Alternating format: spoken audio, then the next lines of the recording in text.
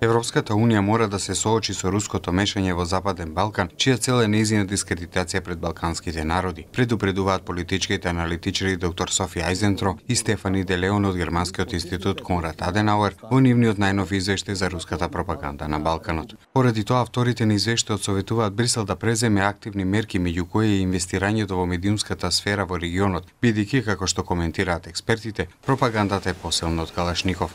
Според Конрад Аденауер, финансиската инјекција за медиумскиот сектор треба да се развива во 4 клучни области. Поддршка за проверка на фактите. Европската унија треба да им помогне на оние што се цел на руската пропаганда да станат свесни за информацијската војна што се води. Ова значи да се посочат лажните вести што ги пласира Русија и на населението да му се посочат темите и областите кои Москва ги употребува во своја корист.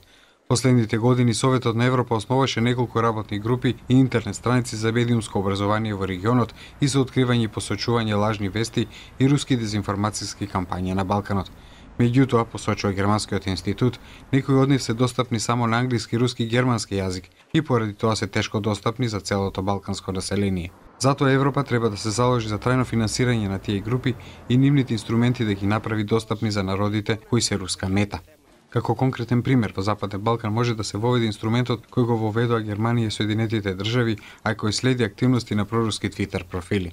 Како дел од поддршката на истражувачкото новинарство во Западен Балкан, Европската комисија треба да понуди и посебни средства за новинарите кои се посветени на проверка на фактите, како и оние кои истражуваат за действувањето на така наречените руски ботови, односно компјутерските софтверски роботи на социјалните медиуми поставени од Русија, стои во извештајот на Конрад Аденауер. Препознавање и откривање лажни вести. Во ноември 2017 година Европската комисија вети дека ќе потроши повеќе пари на подобрување на медиумската писменост во регионот.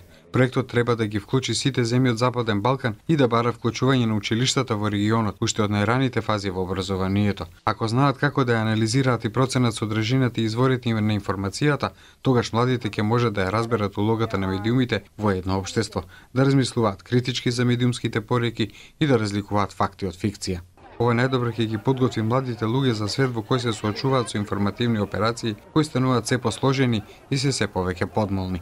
Председателот на одборот за евроинтеграција при Српскиот парламент Ненад Чанак за Радио Слободна Европа вели дека Европа вложува многу малку во оваа сфера, за разлика од Русија, која лани за пропаганда во Европа, особено на Балканот, издвоила речиси 2 милијарди евра.